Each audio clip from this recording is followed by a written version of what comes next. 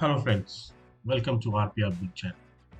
In this video, I will be showcasing you how you can run your flow from Microsoft Teams. So for the demo purpose, I have created a very small power flow, send message to Teams. This is a very simple flow where posting in the chat to MS Teams channel and the team name is RPA Bit and the message is flow run from Teams is successful. To start this, you first need to go to apps and from there you need to look for Power Automate and then click on open. So you will see this window appears and you have a few tabs on the top which say home, create, chat and about. So home contains the whatever the flow you have. In the create you can create a flow from scratch or you can use any template, and the chat where we'll be using it to run the bot or the flow.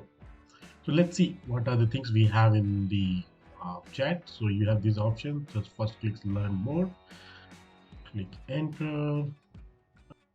So here are a few tips which has been given. List before to see all the flows. You just type list flows.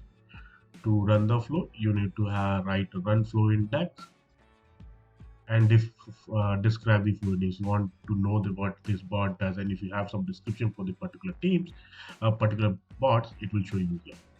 So let's list flows.